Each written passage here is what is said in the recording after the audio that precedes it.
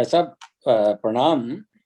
नमस्कार। श्री नारायण जी अग्रवाल, आप बहुत बड़े इंटरेस्ट हैं और इतना व्यस्त होने के पश्चात भी आप गौ सेवा के लिए एकल की जो बहुत ही महत्वाकांक्षी योजना है उसका दायित्व आपने संभाला है। वैसे तो मानव विकास के साथ साथ गौ का और मानव का माँ बेटे का संबंध सदैव से रहा। हर देश की आर्थिक रीढ़ की हड्डी हमेशा गाय रही है।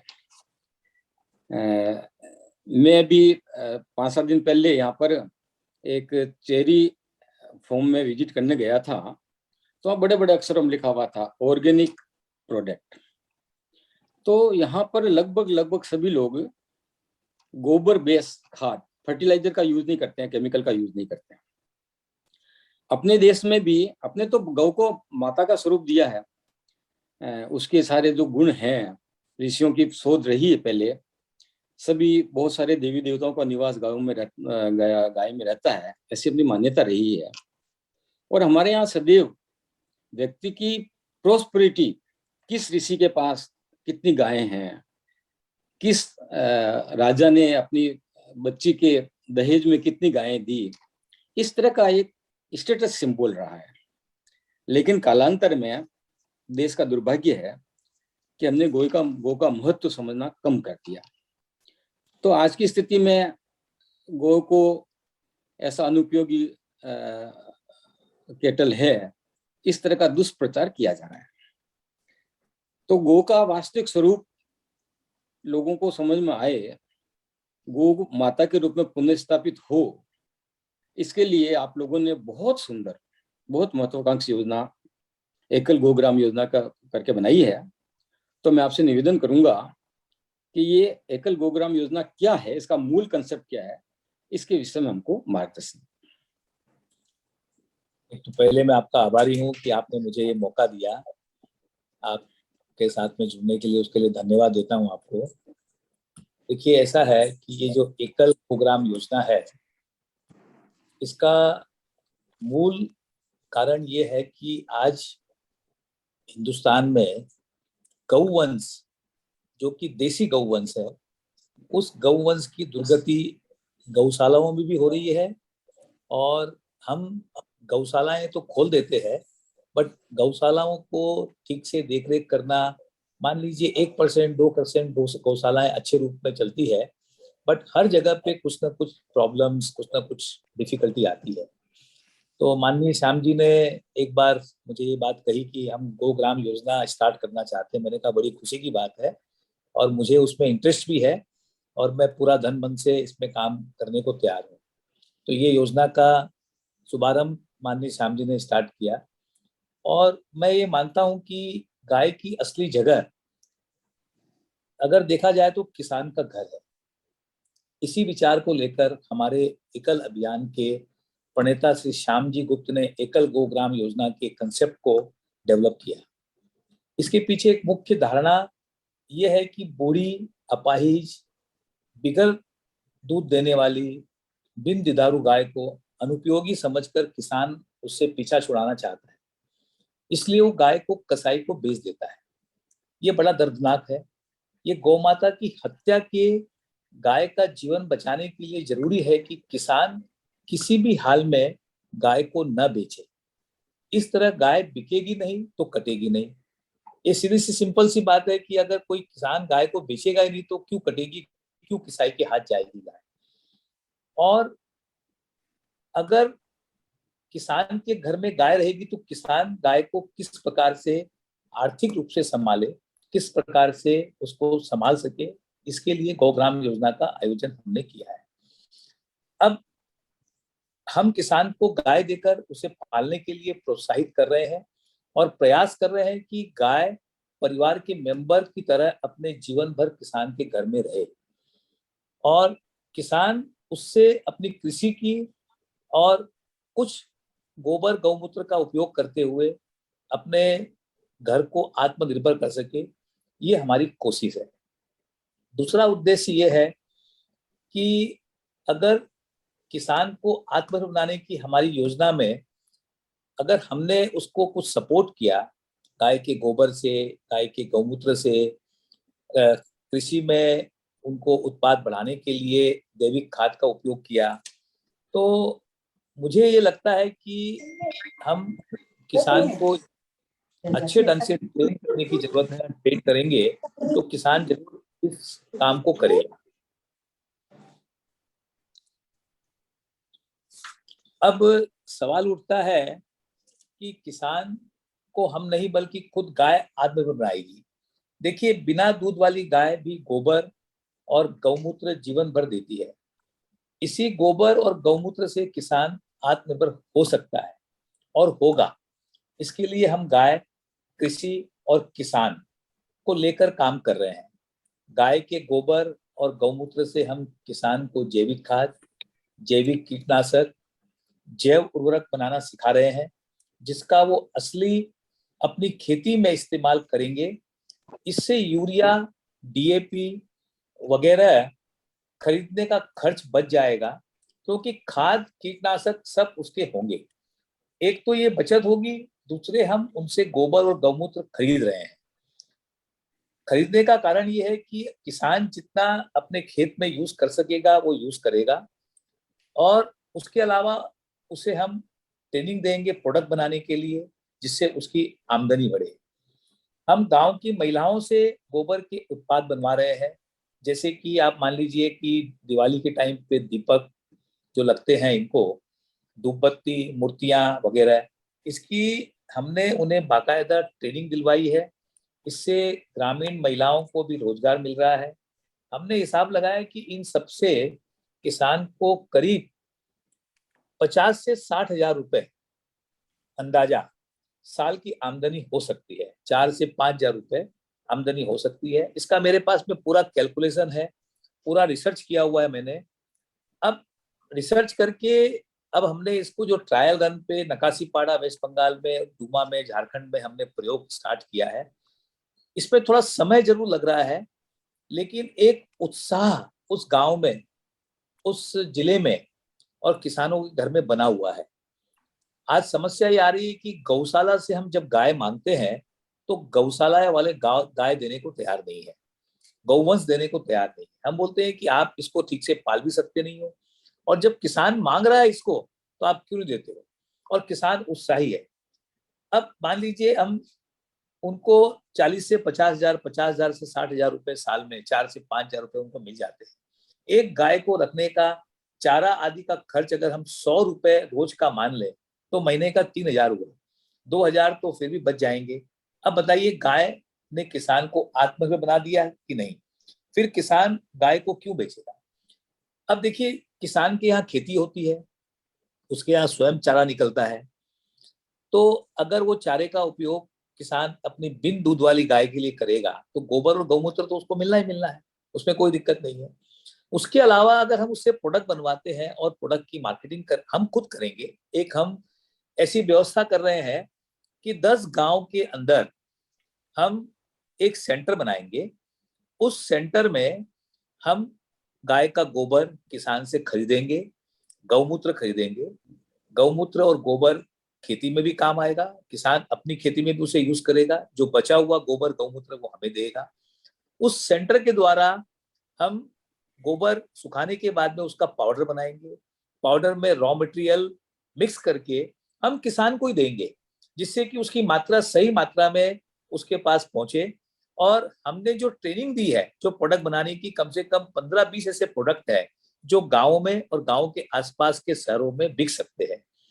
अब सवाल उठता है कि किसान को क्वालिटी प्रोडक्ट बनाने के लिए कैसे उत्साहित किया जाए। तो इसने हमने नागपुर से एक जितेंद्र जी करके हैं जो 12 साल से इसकी ट्रेनिंग दे रहे हैं, उनको हमने हायर किया हुआ है, और उनका बहुत मनोबल भी है कि इस दिशा में काम करे।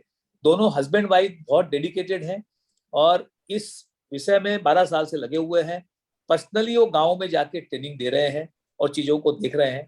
तो उस सेंटर के द्वारा एक क्वालिटी का पर्सन होगा, एक प्रोडक्शन का होगा, और एक एडमिनिस्ट्रेटर होगा जो गांव के किसानों के घर में उसको जाके कंट्रोल करेगा। कोई गलत प्रोडक्ट बन रहा हो, सही नहीं बन रहा हो क्वालिटी, उसकी जांच पड़ताल करेगा उनको रॉ मटेरियल टाइमली देगा, रॉ मटेरियल देने के बाद में उनका माल उठा के सेंटर पे लाएगा और सेंटर पे हम पैकिंग करके उसको मार्केट में देंगे। ये हमारी व्यवस्था हमने आज सोची है और करने का विचार किया है। जहां तक उसका विपणन की व्यवस्था भी हमने की है। गौ उत्पाद बेचने के लिए हमारी मार्केटिंग टीम बनाई है हमने। एकल गौ उत्पाद के नाम से हम मार्केटिंग कर रहे हैं। अभी शुरुआती तौर पर हम दीपावली के मौके पर गिफ्ट हैम्पर दे रहे हैं। इस गिफ्ट हैम्पर में गणेश, लक्ष्मी जी की मूर्ति, दीपक, धूप बत्ती, संक्रांति कप आदि करीब 15 आइटम दे रहे हैं, जो दीपावली की पूजा में सबके काम आने वाली है।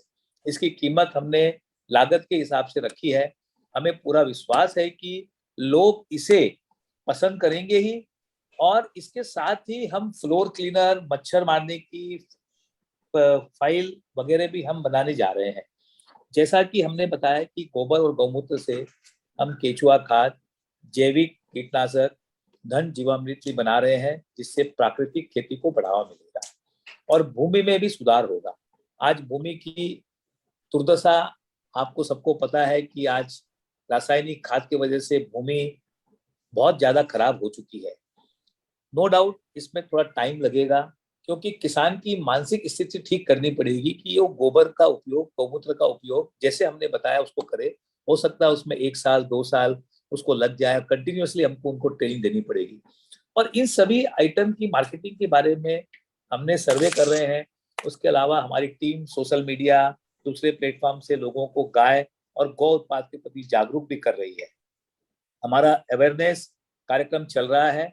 हमारा मानना है कि बहुत जल्द गौ उत्पाद की बड़ी मार्केट भारत में ही नहीं पूरी दुनिया में उपलब्ध होगी। इसमें जरूर टाइम लगेगा, हर चीज में टाइम लगती है। हम व्यापार भी करते हैं तो उसमें टाइम लगती है, उसकी प्लानिंग होती है, उसकी स्ट्रेटेजी होती है। आज हमने भी जब शुरुआत में व्यापार शुरू किया था तो हमें 3 से 5 साल तो स्टेब्लिश होने में लगा। तो आज जब हमने गौग्राम योजना शुरुआत की है तो जरूर इसमें टाइम लगेगा, लेकिन हमारा अगर पूरा ध्यान इसके ऊपर रहे, सिस्टमेटिक, ऑर्गेनाइज, प्रोफेशनल वे में हम काम करेंगे तो इसकी उपलब्धि हमको जरूर मिलेगी। किसान के घर गौमाता खुशी खुशी रहेगी और किसान को खुशहाल बनाएगी, ये हमारा मानना है। अब अभी हमारा इसके मार्केटिंग के बारे में सर्वे चल रहा है, लेकिन अब तक की स्टडी से हमें भरोसा है कि इन उत्पादों को भविष्य बहुत उज्जवल है और ये पिछले कुछ सालों में नजर आने भी लगा है। जहां 8-10 साल पहले गाय के गोबर और गौमूत्र के उत्पाद के बारे में कोई सोचता भी नहीं था, वहीं अब छोटे बड़े पैमाने पर गौ उत्पाद बनने और बिकने लगे हैं। ये इको फ्रेंडली भी है, इसलिए इनकी डिमांड बढ़ रही है।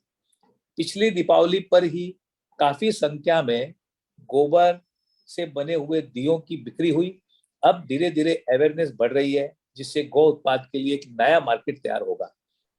हमारा नेटवर्क पॉजिटिव थॉट्स के साथ काम कर रहा है और हमें अपने सफल होने की पूरी उम्मीद है। भाई साहब, मैंने फिर आपसे कहता हूं कि इसमें समय जरूर लगेगा, लेकिन कोई चीज ऐसी असंभव नहीं है जो हमें दिखाई दे रही है। हमारे खुद के करीब 6-7 लोग, एकल के करीब 10-12 लोग इससे जुड़े हुए हैं और बहुत ही डेडिकेटेड और बहुत मन से काम कर रहे हैं। अब मैं वृंदावन गया था लास्ट वीक में। 1 तारीख से 10 तारीख तक कथाकारों को ट्रेनिंग दी गई। उसमें 27 कथाकार थे जो डूमा से और वेस्ट बंगाल से थे। उनमें उत्साह था। उनसे पूछा गया कि आपको क्या लगता है किसान भाई बिगर दूध वाली गाय रखेंगे? उन्होंने कहा साहब हमको गाय नहीं मिल रही है, लोग गाय मांग रहे हैं। हमने 8,000 गायों का सर्वे किया है। उस सर्वे के मुताबिक जब भी हम गाँव जाते हैं तो किसान बोलते हैं हमको गाय कब मिलेगी। हमने कहा थोड़ा टाइम लग रहा है, लेकिन जरूर आपको गाय मिलेगी। इसमें हमारा नेटवर्क इसके लिए काम कर रहा है। हम मांग यानी उत्पादों की गांव और शहर में होने वाली खपत, इसके अलावा विशेष अवसरों और तीज त्योहारों को ध्यान में रखकर प्रोडक्ट बना रहे हैं। ये सारे प्रोडक्ट ग्रामीण आदिवासी क्षेत्रों में गोपालक किसान परिवार बना रहे हैं। प्रोडक्ट की क्वालिटी के साथ हम कोई समझौता नहीं कर रहे हैं। इसके लिए हमने हर सेंटर पर प्रोडक्ट बनाने और क्वालिटी कंट्रोल करने के लिए अलग अलग विशेषज्ञों को नियुक्त किया है। इसलिए क्वालिटी प्रोडक्ट और आपूर्ति को लेकर हम निश्चिंत हैं।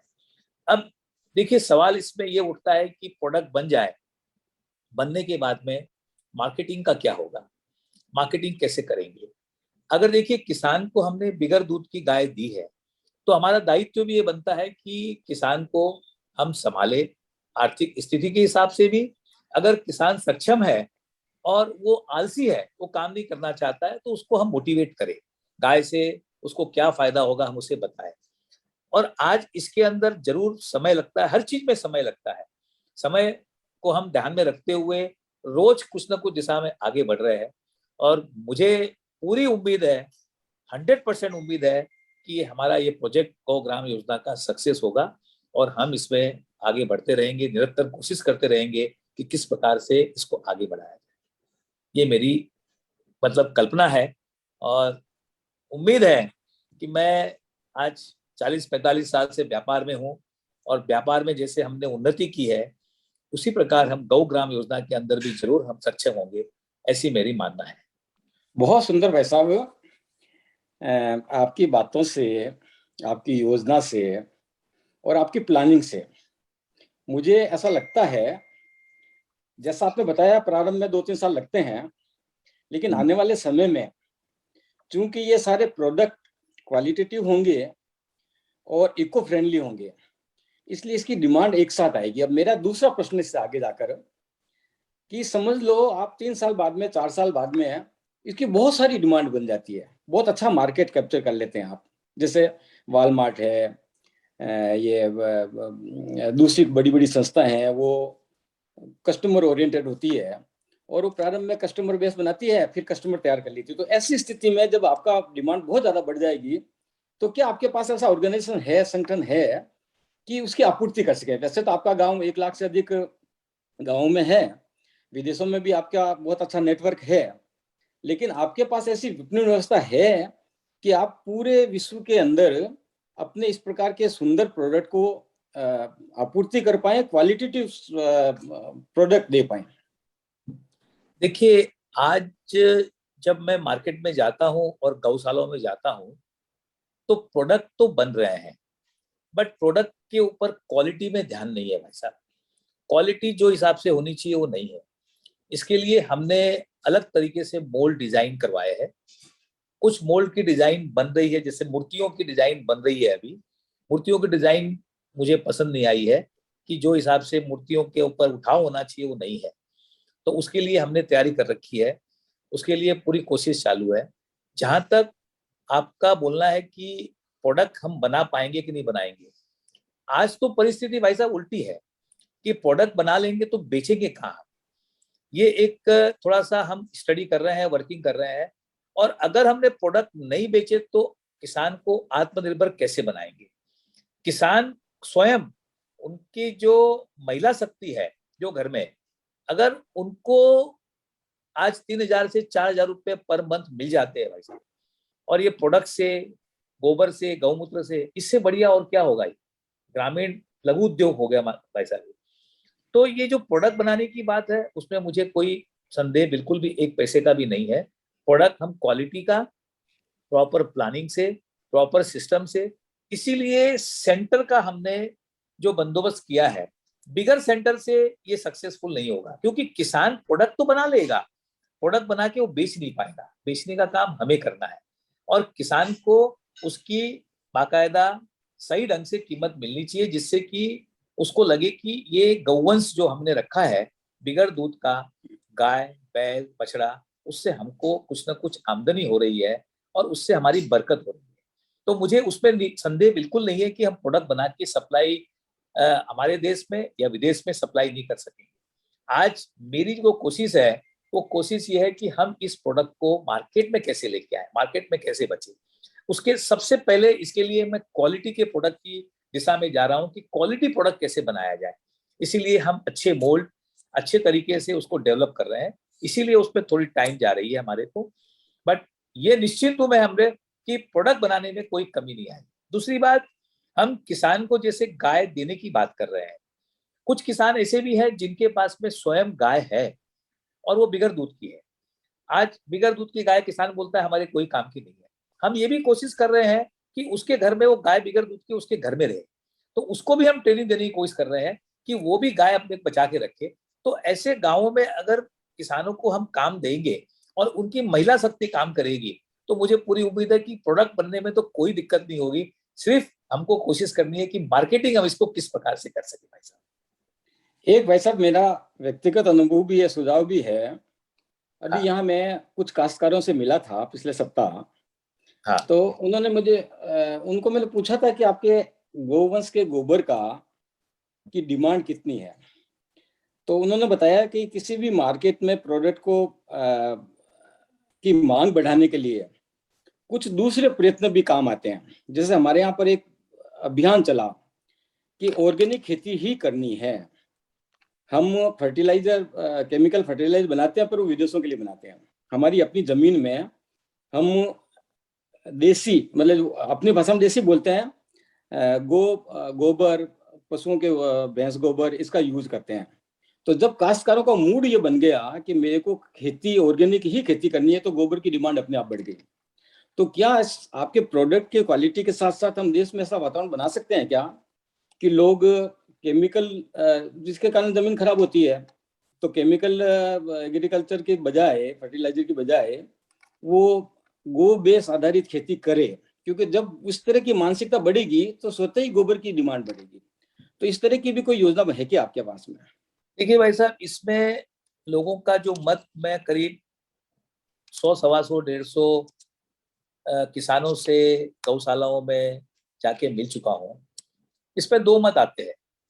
एक किसान का मानना है कि हम अगर जैविक खाद वापरते हैं तो हमारी जो प्रोडक्टिविटी है वो कम हो जाती है। कम होने का कारण ये है कि जमीन, मट्टी खराब हो चुकी है, उसको ठीक होने में टाइम लगेगा। अब वही रासायनिक खाद डालते हैं तो उपज जो हिसाब से आती है, लेकिन उसका परिणाम लॉन्ग टर्म में ह्यूमन बीइंग में कैसे होता है वो आप देख रहे हो कि आज कैंसर है, परेशानियां है, बीमारियां हैं लगी हुई है। और आज जिस प्रकार से 4-5 साल में किसान में अवेयरनेस आई है, कई गांव परिवर्तित हो गए हैं और ऑर्गेनिक इसके अंदर खेती में। अब खाली एक ही चीज का ध्यान रखना पड़ेगा कि किसानों को ट्रेन करना पड़ेगा, किसानों को जागरूक करना पड़ेगा। ये जागरूक करने में टाइम लगेगी, लेकिन किसान ये समझने लगा है कि उसको खेती बचाना है। और जैसे मैंने अभी लोगों से मुलाकात की, बातचीत की, तो कुछ लोग बोलते हैं कि नहीं, 100% आपकी जैविक खाद से भी उत्पत्ति होगी, अपनी प्रोडक्टिविटी होगी। कुछ बोलते हैं कि 60% होगी, कुछ बोलते हैं 50% होगी। अब किसकी बात माने, कैसे माने? तो मैंने अभी ये साल प्रयोग करने का सोचा है कि मैंने कुछ जमीन ली है पूना के आसपास में।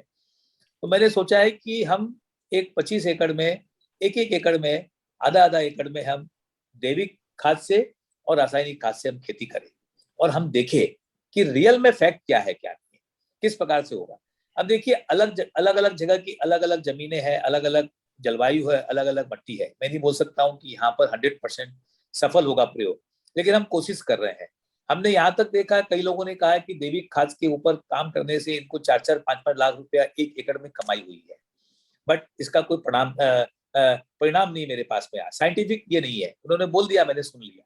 तो हम इसको ट्रायल रन के ऊपर कर रहे हैं, जिससे किसान को खेती के अंदर भी आमदनी अच्छी हो और उसका उपयोग भी अच्छा हो। दूसरा, जैसे हम एक प्रयोग और कर रहे हैं कि आज किसान अगर गेहूं की खेती करता है या चावल की खेती करता है, जो कि आज हिंदुस्तान में बहुत ज्यादा मात्रा में होती है, किसान को उससे 25-30 हजार रुपये, 40 हजार रुपये साल का मिल जाता है एक एकड़ के पीछे। गन्ने की खेती करता है तो 3 साल की गन्ने की खेती है तो मुश्किल से 40 से 50 हजार रुपये 3 साल, मतलब हर साल मिलता है इसको। तो हमने एक उपयोग और किया है कि किसान को और आत्मनिर्भर करने के लिए हम और क्या कर सकते हैं। जैसे फ्रूट्स के अंदर जा सकते हैं, एसेंशियल ऑयल जो बनता है, जो इंपोर्ट होता है हिंदुस्तान में, अगर उस जगह के ऊपर कुछ एसेंशियल ऑयल का हम उनको ट्रेनिंग दे सकते हैं, तो किसान को आज एक एकड़ में 1 लाख, 1.25 लाख की भी इनकम हो सकती है। ये सब चीजों का हम प्रयोग करते जा रहे हैं, जिससे गाय को रखने के लिए, मतलब उसको पाबंद करे कि कोई तरीके से वो रखे, उसको लगे कि मेरे को गाय से इनकम हुई है। तो ये कोशिश है भाई साहब। देखिए, अब मैं ये नहीं बोलूंगा कि भाई इससे उत्पाद कमती होता है, प्रोडक्टिविटी ज्यादा होती है, कम होती है। ये ट्रायल एंड एरर है भाई साहब।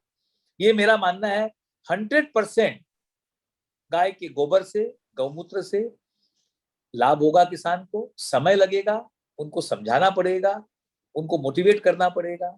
अब जैसे मैं अहमदाबाद में एक बंसी गिर गौशाला है भाई साहब, गोपाल जी सुतारिया है, उनके पास में 5-6 बार गया मैं और उनसे बातचीत की, काफी 1-2 दिन रुका उनके पास में, और कई सालों से ये प्रयोग कर रहे हैं। ये डायमंड के व्यापारी थे, डायमंड के व्यापार छोड़ के इन्होंने गौ सेवा में अपना समय व्यतीत किया और वो आत्मनिर्भर है आज पूरी तरह से। उनके पास 700-800 गायें हैं, तंदुरुस्त गायें हैं, लेकिन वो कुछ ऐसे प्रोडक्ट बना रहे हैं जो हर किसान नहीं बना सकता है। वो मेडिसिन टाइप बना रहे हैं, बट उन्होंने एक गौ कृपा अमृत बनाया है जो गाय के गोबर गौमूत्र से बना है। वो 101% खेत में उपयोग करते हैं तो उसकी प्रोडक्टिविटी बहुत अच्छी आती है और किसानों ने बताया भी है कि हमने उसको यूज किया और उससे हमको बहुत लाभ हुआ है और उसको हम आगे जाके प्रमोट कर रहे हैं कि किस प्रकार से किसान को लाभ हो। अब मैंने फिर वापस कहा कि साहब इसमें थोड़ा टाइम लगेगा, कोशिश जारी है और इसका लाभ तो साहब समय बताएगा कि कैसे। और गौ माता का आशीर्वाद है अपने साथ में, तो निश्चित रूप से भारत में गौ की पुनर्प्रतिष्ठा होगी। गौ का जो असली महत्व है वो समझेंगे। केवल गौ माता है इसलिए ही नहीं, लेकिन गौ वास्तव में उपयोगी है। अपने माँ और पुत्र का जो संबंध है वो संबंध सदियों से रहा है और जब गौ बेस खेती होगी तो दूसरी जो केमिकल प्रोडक्ट के कारण समस्याएं होती है वो दूर होगी। ये विषय विश्व के कई देशों ने समझा है। विशेषकर अमेरिका में मैंने भी काफी लोगों से मिला हूं मैं, और यहाँ उनका मानना है कि हमारे यहाँ पर एक लहर आई थी जब हमने प्रोडक्शन ज्यादा बढ़ाने के लिए केमिकल खेती की थी, लेकिन परिणाम ये हुआ कि हमारा हर छठा व्यक्ति कैंसर से पीड़ित हो रहा है। और अब एक जन भावना बनी, मतलब मॉल पर कोई जाता तो पहले पूछता है ये ऑर्गेनिक है या नहीं है। तो पिछले 10 सालों में अनऑर्गेनिक तो बिकना ही बंद हो गया है। तो लोगों की एक तरह से व्यापारियों की या प्रोड्यूसर की मजबूरी हो गई है कि वो ऑर्गेनिक एग्रीकल्चर उत्पाद ही बेचे।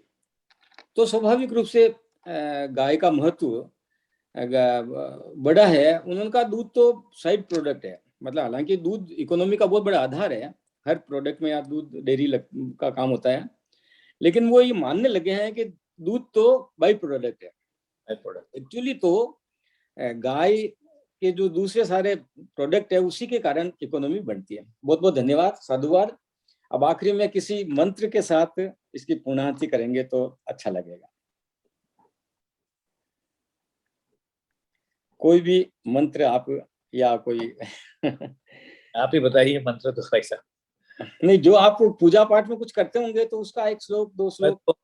मैं तो गुरु जी का नाम लेता हूँ। गुरु ब्रह्मा गुरु विष्णु गुरुदेवो महेश्वर, गुरु साक्षात पर ब्रह्म तस्मै श्री गुरुवे नमः। गुरु को नमन करते हुए, प्रणाम करते हुए मैं अपनी वाणी को विराम देता हूँ। आपका बहुत 1 करोड़ बिन दुधारू गायों को गांव-गांव तक किसानों के घर पहुंचाने की वृहद योजना। राष्ट्रीय गांधी शांति पुरस्कार प्राप्त श्री हरि सत्संग समिति का संकल्प, गाय की पीड़ा दूर करने का देशव्यापी अभियान। गौ ग्राम योजना। गौ ग्राम योजना के पहले चरण में 12 नवंबर 2021 को पश्चिम बंगाल के नकाशीपाड़ा और दूसरे चरण में 12 दिसंबर 2021 को झारखंड के दुम्मा में किसानों को गाय दी गई। आर्थिक बोझ समझी जाने वाली बिन दुधारू गायें गौ ग्राम योजना के तहत किसानों के घर पहुंचकर किसान को आत्मनिर्भर बनाएंगी। आत्मनिर्भर बनाने के लिए किसानों को गोमूत्र और गोबर से विभिन्न उत्पाद बनाने का प्रशिक्षण दिया जाएगा और उसकी बिक्री की व्यवस्था की जाएगी। श्री हरि सत्संग समिति की गौ ग्राम योजना में आप भी भागीदार बने और श्रद्धानुसार गाय का दान करें। एक गाय का दान रुपए 25,000। सहयोग राशि देने के लिए विवरण इस प्रकार है। अकाउंट नेम श्री हरि सत्संग समिति मुंबई गौ Gram Yojana. Saving bank account number 398894559114। Bank और शाखा state bank of India Tardeo Mumbai. IFSC code SBIN 0018708। Pan number AAGTS 5745Q। Payment का स्क्रीनशॉट अपने नाम, फोन नंबर, पता और पैन नंबर के साथ मोबाइल नंबर 9322274093 पर व्हाट्सएप अवश्य करें, जिससे हम आपको रसीद भेज सकें। आपके द्वारा संस्था को दिया गया अंशदान आयकर अधिनियम की धारा 80G के तहत कर मुक्त है। गौ सेवा के लिए किया गया छोटे से छोटा सहयोग कई गुना फलीभूत होता है। गाय जहाँ सुख से पलती है सुख संपदा वहाँ फलती है। जय गौ माता।